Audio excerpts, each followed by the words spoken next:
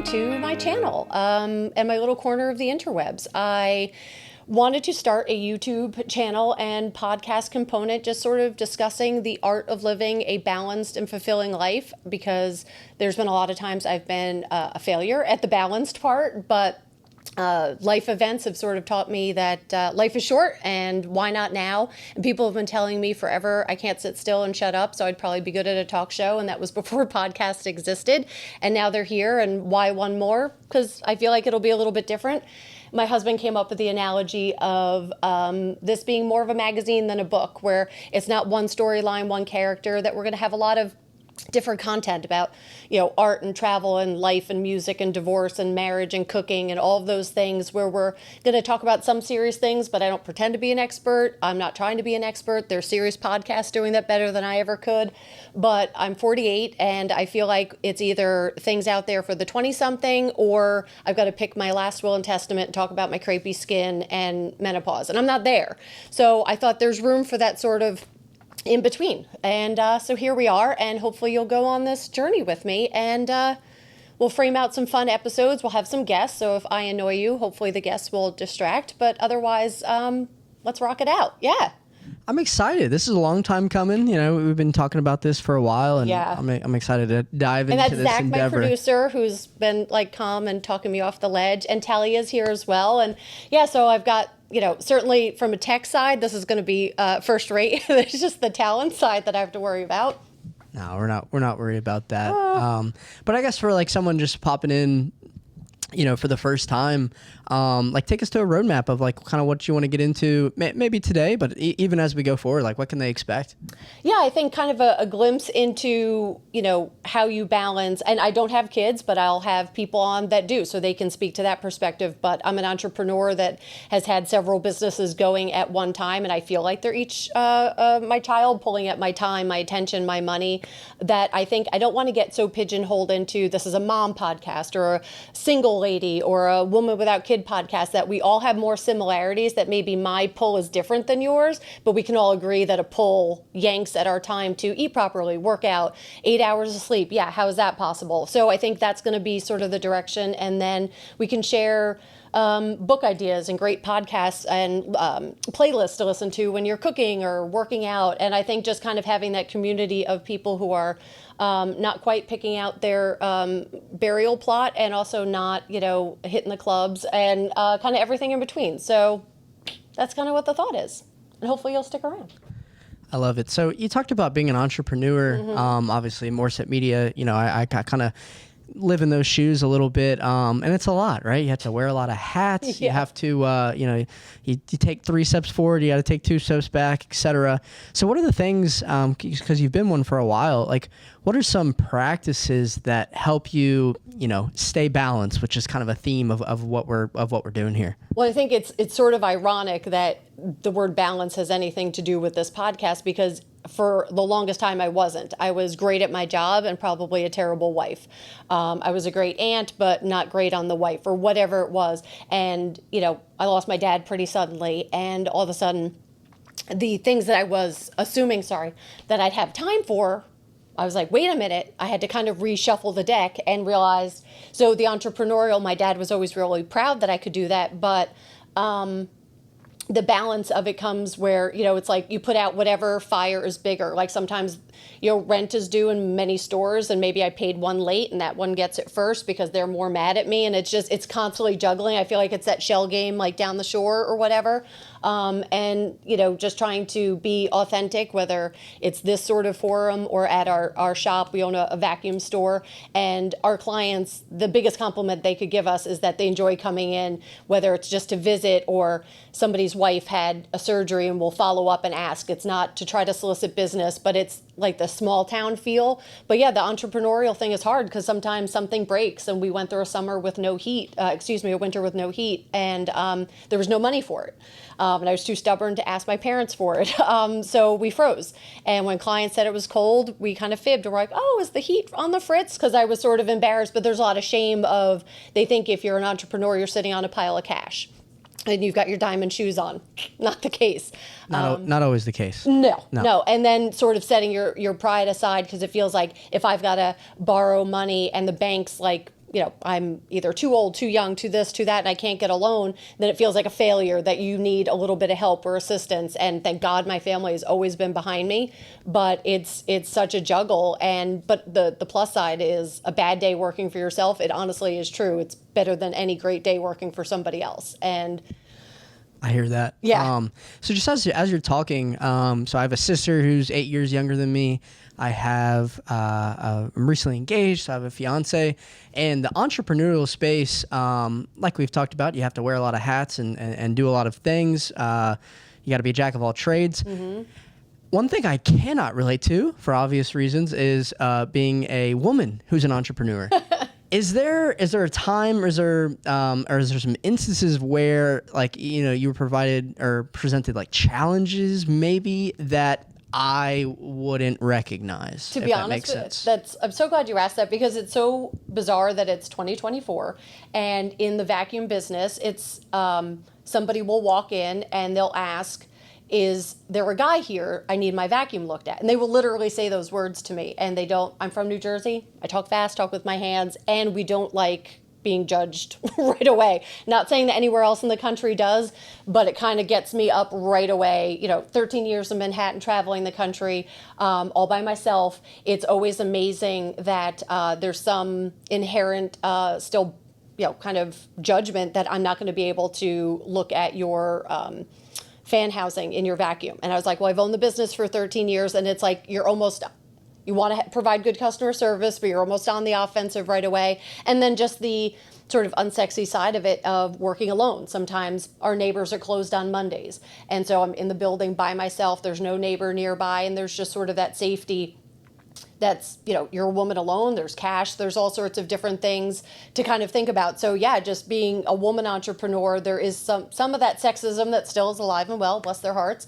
But also the safety factor of where you park, walking to your car. I'm sure Talia, agrees that it's walking on, her campus at school or whatever it is, that we just have different concerns. So do you have any advice for like someone, maybe it's Talia, maybe it's, someone that wants to be an entrepreneur that's a woman? Like, would you have I don't need like a golden rule or anything, but is there some things that they can look out for that will kind of help them jumpstart faster? Well, I think when I started being an entrepreneur, I kept my safety net of my full-time job. So yes, there was some benefits to that, because I had benefits, for example, and we had a different salary. My husband and I both kept our day jobs, if you will, but that meant we didn't qualify for anything. We made too much money. Not that we were making oodles, but we made too much, so we didn't qualify for things. And then I never tried again. I'll be 100% honest. I never, until COVID hit, where they had the PPE and the FF, all the different it was like alphabet soup, kind of loans. And we sort of had to look into it. We qualified for some, and quite frankly, that saved us. But don't be afraid to, try everything, ask for whether it's grassroots support or, and don't be afraid to jump all in. And maybe, especially now, 13, 14 years later, maybe there's a side hustle of, teaching English online, or, some other thing that you can do and just jump in, because it's sort of like being half pregnant, I guess, where when my attentions were split, I don't know what I missed at my shops. I'm not sure if I missed opportunity. So I would say when you make the decision, kind of go all in. If you could get financial support or startup capital, we did none of that. And so I would say I could write down everything we did, and I can publish it, and then you guys just do the opposite. And then, say a prayer and buckle up. And the best thing is you can change your hours whenever you want. You can take a vacation whenever you want, providing you have money. You can, kind of give yourself a mental health day, obviously keeping your clients in mind, but there's freedom that comes with it. But I would say just go all in. Yeah, no, that's good advice. And Moreset Media, we got our building shortly after COVID. So that's I guess one positive of COVID, if there's any, because we could talk about the negatives of it all day long. Yep. I guess there was a shift, in my opinion, post COVID, of what the heck, I'm going to go for it, because people had that time. I guess, is there anything that I don't know, you talked about it a little bit, but that really jump started your endeavors, and I'm going to call it positives of COVID, because there are a few, but it did kind of launch a lot of businesses. take us through like that first, I don't know, like month or so when you're like, all right, I'm really going to do this. I'm really going to jump in. The podcast, you mean? Either Yeah. either the podcast or your business, just like kind of like some thought processes of like, all right, now you're jumping in head first. Like, here's what to expect. Well, I think we started our business a long time ago, and we bought an existing business. And I think part of it was the person wanted to sell 6 locations. And we, again, were sort of naive and didn't ask like, hey, we don't want this one. We didn't negotiate. We were naive and we're like, oh, you want to sell this block of 6? Then let's do this 6. And so we didn't ask probably enough questions. But the life after COVID where, life was normal, and thank God our business was open because we were in the cleaning space and we were deemed kind of like a public necessity. But after COVID, we had opened a store 90 days before COVID hit. So I don't recommend doing that before a global pandemic. We should have just lit the money on fire because the store, that's when we first spoke, because I didn't have any clients, so I could take a call from Zach, and we spent, I think, like an hour on the phone, and the door didn't open once. So kind of post-COVID, working more remotely, like the digital nomad thing has certainly opened up, and the whole life is short because people either lost someone, almost like one of my best friends was in a coma in London, and we didn't know if he was going to make it. So I think it gave people, I know I'm kind of all over the charts, kind of the license to, if not now, then when, but also post-COVID, kind of meet your clients where they are now, where maybe it's different hours or sort of maybe offering a different service. Like my husband decided to learn how to install central vacuums because we were pivoting. We closed our Richmond store because that, again, colossal disaster. And we decided we were down to one store, one door, and we're like, we need to still have a revenue stream. And so he decided to teach himself how to do that. Now, mind you, when we got married, his toolbox was a Nike box. And there were like 3 screwdrivers in there. So, sort of reinventing yourself, I think, post-COVID, where, the rules got thrown out, where me doing this is like a complete departure. Like, who am I to be doing this? What business do I have to do this? And then my consulting business that I work with a company out of California, and mostly it's distressed retailers, but we go in and mostly help close them down, but that fuels my passion projects. So I think the idea of, in a post-COVID world, it's a little bit of, if I can say balls to the wall, like go big or go home kind of thing is, and on the flip side, I think some people like became really shut in and cut off, and they had the opposite effect of it. So like I don't resonate with that, but I know those folks exist where they sort of got used to being loners and not being out and not taking physically, good care of themselves. So I think the world is different, but I don't know if I answered your question. Or... No, you did. And I rambled. The common theme for me is like, pivot is a huge word. I think like everyone has a roadmap, and not even for their business, for life, right?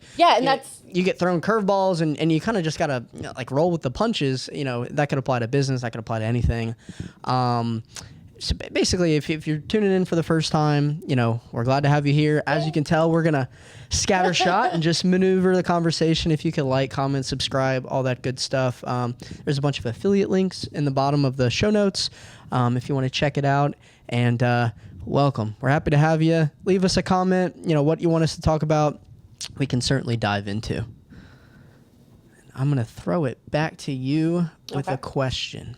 Okay. When you are consulting, because you mentioned your consulting business, how do you meet people where they're at? How do you kind of distinguish, I don't want to call it a sales tactic because that doesn't sound totally right, but how do you meet people where you're at, like making them feel comfortable and then eventually getting to the root of what your consulting goal is, which is to kind of help them maneuver where they're at? Well, luckily for me, I work for a kind of a big giant corporation out in California. They sort of find the projects. So I'm a consultant for them. And we open a lot of stores as well, but sadly in this day and age, whether we want to blame Amazon for it, and I've got thoughts on that because quite frankly, we can spend a ton of time being mad at, Amazon and the interwebs and all the things that are changing the retail space in particular, because that's where I grew up, or we can just sort of rock it out and try to pivot, change with it, grow with it. So I think, you can sort of shout into the wind and then grouse about it and be get off my lawn guy, or you could sort of like join in. And so I have affiliate links, and I've kind of tried to embrace all things Amazon. There's still a competition for my vacuum business, but I don't let that rule. But so the consulting company out in California finds distressed retailers, and sometimes it's federal bankruptcies. And I could also let you know on if there's good deals out there. So that's another reason to tune in. But so I'm meeting literally the people after the deal has been gotten. So I'm not Jamie DeVault consultant. I'm working on their behalf, which again kind of takes the pressure out off of me to find clients, where you owning a media business, you've got to maybe find the clients. But it also takes away any of the planning. So for example, I'm shooting these episodes and then I'm going to be gone for 8 to 10 weeks. We work 7 days a week, 8 to 10 weeks. We have like 2 days to get where we're going, find hotel, meet and greet the folks, and get it rolling, because there is, I'm a big baseball fan. Sadly, I'm a Mets fan, although this year it's okay. But Mariano Rivera, like those closers, right? You call in the pros to do what we do, and then that's why we're there, is to shut it down and get maximum profits at the same time. But I do think there's some space, certainly in the YouTube world, to let people in on sort of the liquidation thing, but that's to come. They call that a teaser, do they not, Zach? I think they call it a teaser. That's what the pros call it. Yeah, that's what the pros call it. So yeah, luckily for me, I'm meeting the client literally in their space, but how they get the projects is, a lot of sort of scouring the financial news and sadly seeing who may file. Opening the stores is certainly slim, pickings these days, because more stores are closing. A Mets fan and a Jets fan. Yeah. Mm-hmm. So adversity, I can speak to it, because I'm clinging to 86 for the Mets. Never saw the Jets really do anything, and I'm married to a Browns fan and a Reds fan. So we know from adversity, and we battle on. But Ohio State is the football team, so thank God. Okay, so you have one ringer in there. Exactly. Yeah, one front runner. But yeah, my husband's from Ohio, so it's not bandwagon. So when you're working with clients consulting, is there, because no one really likes to be told what to do. Like generally speaking, people don't like to be told what to do. If you are working with a consultant, or like you want to like kind of visit that space, is there a certain like headspace that you have to put yourself in to kind of receive the information and like make best decision? Like, I don't know if you want to give me like a good and bad example of like a client without without naming names. Yeah. But is there a way to kind of like frame that to whoever's watching? Well, if a store is closing and the stores have been notified that they're losing their job, immediately I'm walking into a space that most of the time I'm immediately hated.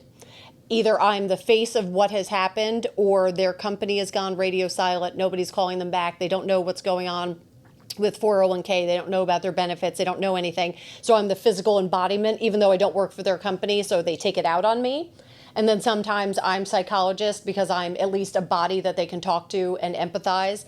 So I'm there to execute a plan. Like there's no wiggle room. We are sort of been called mercenaries before, but we go in to execute a plan, and it is sell to the piece at the highest possible margin, whilst sort of building relationships with the folks. But this is happening whether they're on board or not. And even though I don't like to be hated, I kind of have to act like I'm cool with it. Like, I can help you make this a little easier. I can't stop it from happening, but you can either resent me or not. So that's a difficult thing. And I've actually, my very first consulting project was, and I had no intention of getting into that line of work, but it was after my dad passed, and my recruiter called and he's like, I've got a wacky idea. And I'm like, all right. He's like, it's crazy work. It's insane hours. And I don't know when you'll have another day off. I'm like, sign me up. Because every time I was quiet, I wept. Like, I was just a mess, even in my own stores. And clients were lovely about it, but it was not good. So they sent me to Buffalo for 5 months. I got there in April and I left in September, and I met lifelong friends. They couldn't have been more lovely, and they were losing their jobs. Their whole company had sort of, yanked them around a little bit, but we're still friends on Facebook. And some people have lost, like one lady just lost her son yesterday, and somebody just got married, and there's been babies born. So that's been an awesome thing. And I closed a Christian bookstore. They couldn't have been more lovely. If I tried to work, they would like take it away from me, and they wouldn't want me to work. And then there's some that I believed if they could have buried me in the dumpster in the back because they didn't want to hear what I had to say, they could do it better. And it was just I was the devil himself, and I worried for my safety a little bit. So there's been some good and bad, but yeah, that's kind of the deal with that. But it's happening anyway, and I think the fact that they don't feel any control is what happens. But yeah. Which, I mean, it's totally, that's totally relatable, right? Like if someone started something, they wouldn't necessarily want to reach out for help if they didn't have to. You know what I mean? So I guess let's just take a step back. Like, tell us a little bit about like what you like to do besides podcasts and crush it as an entrepreneur. Well, that's the thing. I'm somebody's, wife, daughter, aunt, sister, and I, like everybody else, I always have like that stubborn 10 pounds, but I love bread and pasta, so I enjoy working out, and just trying to stay in the clothes that I own, so I don't have to buy new ones. But I'm obsessed with fashion and makeup and lotions and potions, and I love to cook. And my husband mocks me because any recipe, I gotta tell you, I'm a pretty good cook, but I can never repeat it because I use a dash of this, a dash of that. I don't write anything down, and I have the world's worst memory. Like, I don't remember anything, so I remember vaguely. So everything's one and done for me. But yeah, so that's kind of, I enjoy it, and I try where before, like I was a great aunt because my office was out of Manhattan. My sister lived in New Jersey, but then I let everything else go with, friends and maybe my husband, or I'm, great as a friend in that moment. But not great. Work always came first. Like the BlackBerry was, yes, I still mourn my BlackBerry, was like on the pillow next to me. It was my best friend. I was answering emails at 4 a.m. If I answered it at 4:01, I was like, oh my God, I'm not doing the right thing. And so the balanced part now is trying to still give it my all to whether it be this or the crazy consulting that pays for my obsession with travel, or our business, or the fact that our dishwasher just broke and our dryer broke. So those kinds of things. But that's what I like to do, is sort of all those things. I like to cook, and then I like to, I take French lessons online. I decided to do that during the pandemic. And so I kind of like to do a lot of things where it feels sort of like I'm all over the charts, but it all goes back to sort of that like balanced, fulfilled life. Like I want to have a little bit of everything. I know the work has to be there because, quite frankly, I'm not sitting on a generational wealth. But also I want to have fun along the way, where before it was all work, no fun. That was just a distraction. So I try to do that now. You know what's crazy? I like hear you talking about like your endeavors and such, and some of it freaks me out because I have never been on a plane. So I hear flying to Buffalo for 5 months. That might be like really common to you. But I don't know. I guess I'm in the minority. Freaks me out. I don't know why. Couldn't tell you. Well, I think like the idea, and maybe it's the all the pomp and circumstance around a flight, right? Where you hear nothing but nightmare stories about this, that, and the other thing. And all I would say is like, do it. Or quite frankly, like I don't have my ears pierced, right? I'm a big baby. I had like a trauma when I was 1. So my mother tells me, with needles, and I've never been the same. My nieces want me to get it done. I will need to be some level of hammered, but people mock me for it. But at the end of the day, they make clip-ons. It's all good. So either don't fly ever. You're engaged. Obviously, your fiance knows that about you. Or if there's something you want to do and you want to sort of get over it or kind of conquer that fear, get there like 5 hours early. Pack a lunch. Don't stress yourself. It's just not that bad. And quite frankly, all the people freaking out are the ones that left last minute. So I would just kind of, don't push yourself because everyone else thinks you should be on a flight. But if you want to get on a flight, make it as easy as possible. Yeah, that's good advice. So you've mentioned your husband several times. Yeah. Obviously, we've established that I'm engaged in everything, and we were talking before we were recording, saying that you've been married over 25 years, which is an awesome accomplishment. What advice would you have to kind of that person that similar to me that's kind of taking that step forward, and like what's just some tips and tricks that you have learned for your 20 plus years being married? Well, I'm sure somebody would say that like not living in the same state for 13 years probably helps. But I would say like pick your battles. When I used to drive back and forth from my office in New York City to Richmond and back, we'd be maybe in the same space for like 12 hours. And if something, I'm sure I do plenty of annoying things, but if something he did bugged me, if we were together all the time, I might kind of pick at that scab. But because we had such a short period of time, I'm like, well, that's stupid to make that a thing, because then it's going to hurt our afternoon or going out.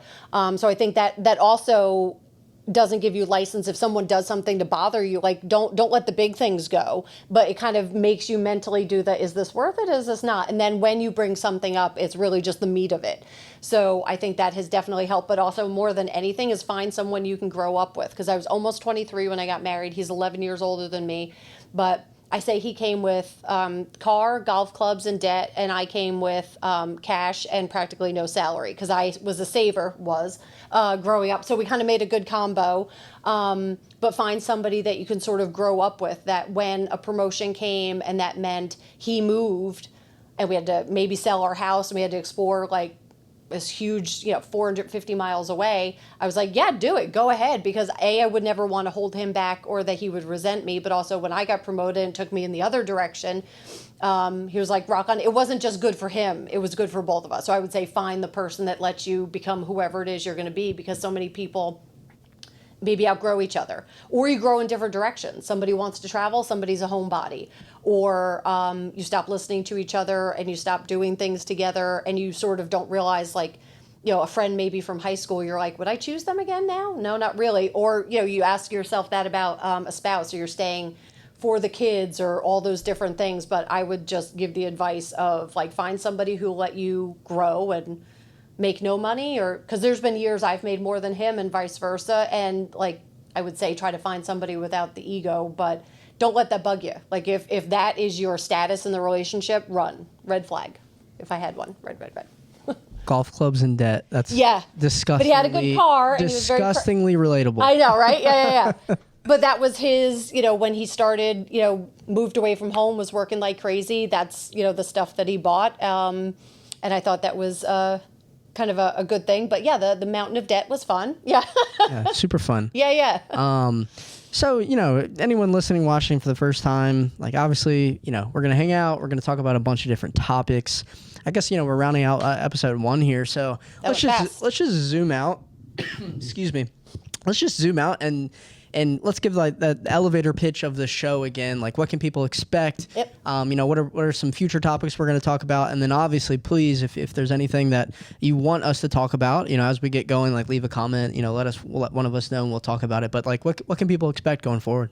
Yeah. So I kind of have it framed out where I think we'll delve into, things that kind of rob you of your joy. I've got kind of a cool episode in my mind about that. And I think it's things that we either do all of it, maybe a little of it, and just sort of how to make those little tweaks. And it's not about fixing you. You're not broken, whatever.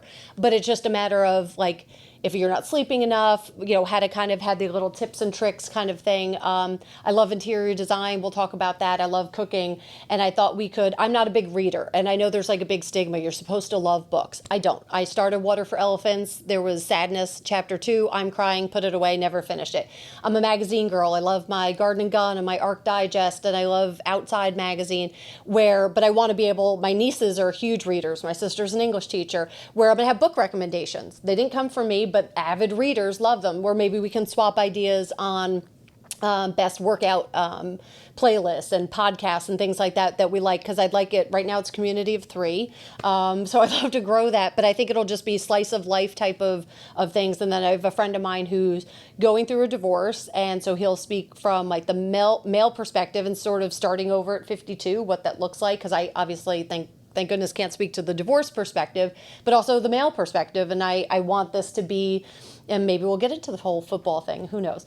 But so I think that's kind of what you can look forward to. And then I've already got holiday episodes in mind, and everything from like special occasion wear and makeup and lotions and potions and sort of all the things is kind of what you can expect. So it's normal people talking about normal things. Yes. If you can call me normal, I love it. Like, I don't know if that's accurate. I think so. Well, we really appreciate everyone watching this first one. Yes. Please like, comment, subscribe, do all the things for us. You can find us on YouTube, on Apple, on Spotify. Please check out the affiliate links down below. There's some really good deals that we've provided for you guys. And, I'm just going to throw it back to you. I am excited. Me too. This has been fun, and I can't wait to keep it moving. Me too. And you said it would fly by, and you were so right. And listen to Zach. Maybe we'll have a life advice from Zach segment. There you go. Yeah. Thanks, everybody. Yeah, thanks.